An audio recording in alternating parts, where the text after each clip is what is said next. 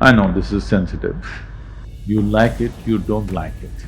If human beings were not here on this planet, there would be no God. This is a godless nation, I want you to understand this clearly. Everywhere else, people believe God made them. If human beings were not there wouldn't be any temple, there wouldn't be any church, there wouldn't be any mosque, there wouldn't be any prayer. Some of the British leaders said, this is not even a nation. It is not because the English came or the Mughals came, we became one nation. For thousands of years, people recognized this land as Bharat. Such a complex creation, who made this? There is a big man sitting up there. He does everything, Upurwala.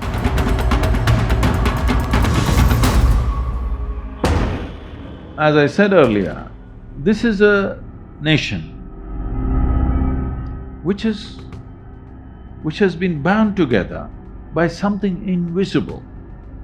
Not language, not culture, not food, not religion. If you drive 50 kilometers, people speak differently, look different, dress differently, talk differently, everything is different. Every 50, 100 kilometers you drive, it feels like another country altogether. But still we have been a nation for over 10,000 years. Because even people from outside the country recognized as a nation, because we were a nation of seekers. See, if you believe one thing, I believe something else, you will become one group, I will become another group. But if both of us are seekers, not seeking the same way, you may be seeking in the sky, I may be seeking in the earth, it doesn't matter. But we are seekers. When you are a seeker, you will see that I do not know is the basis of your life. Ignorance is a fantastic thing, it's a very unifying thing. In the yogic culture, we always encourage people to identify with our ignorance, what we do not know. If you identify with what you think you know, you will fight with somebody. If you identify with what you do not know, because what you know, it doesn't matter how much you know, it is very small. What we do not know is boundless, isn't it? Our ignorance is boundless. When you're identified with your ignorance, there is a certain sense of unity which nobody could figure why this is a nation.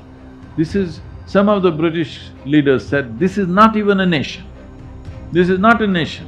If you just go from here to there, they're totally different people, how can it be one nation? They said, this is not even a nation. We made it into a nation.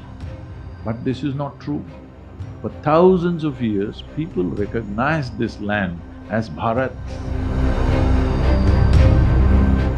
It is not because the English came or the Mughals came, we became one nation. We were always one nation, though we were ruled by many different people.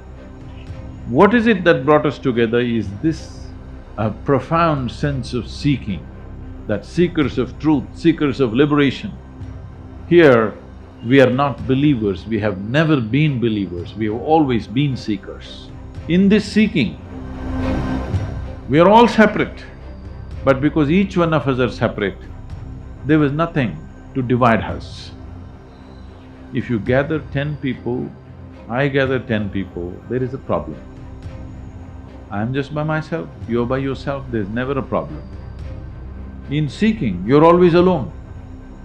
You may sit in a sangha. This nation itself is a sangha because everybody is a seeker.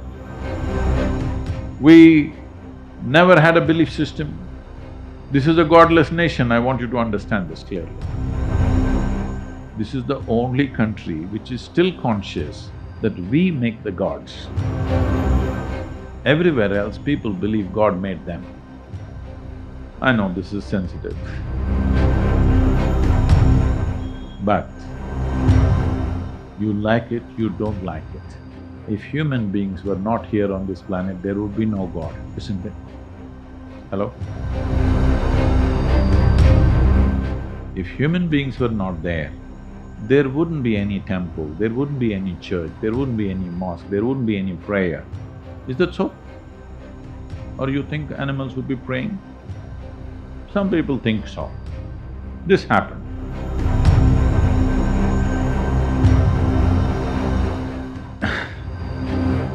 A very evangelical Christian bishop went into deep jungles of Africa trying to save souls. Then he was walking in a very remote place. Then he saw a soul, but this was a very fierce soul.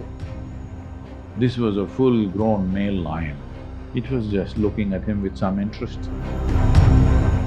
He had never seen a wild animal like this, open right here. Then he trembled. Not by design, by default. His knees collapsed and he went into a kneeling position. Because anyway, when you get into a kneeling position, there was a lifetime of habit of prayer. He closed his eyes and prayed because he couldn't bear the sight of seeing this. Then the lion came close up and he could smell the lion. And he opened his eyes. He was amazed. See, the lion was sitting there and praying. Then he screamed, "Hallelujah!" and he started thanking the Lord. The lion opened his eyes and said, "I'm just saying grace, what the hell are you doing?"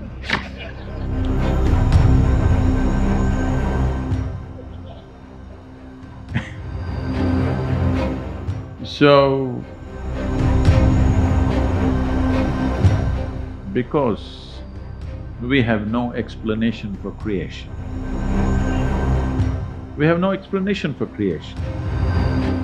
Such a complex creation, who made this? When you crawled out of your mother's womb and looked around, you see how an infant is looking at everything. Who? What, you know? Who made all this? What is all this? Who made all this? First thing is you look at your mother, maybe she made it. But well, she delivered you, she can't deliver the planet. Then you look at your father, maybe he made it. Then you know he couldn't have made it. Then you look at every other adult and see, somebody could have made it. Nobody looks competent enough to make all this. Then you ask. Then people say, there is a big man sitting up there. He does everything. Upurvala. என்ன தமிழ்ல? மேல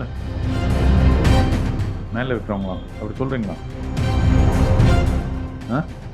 இல்ல மேல இருக்கிறவங்க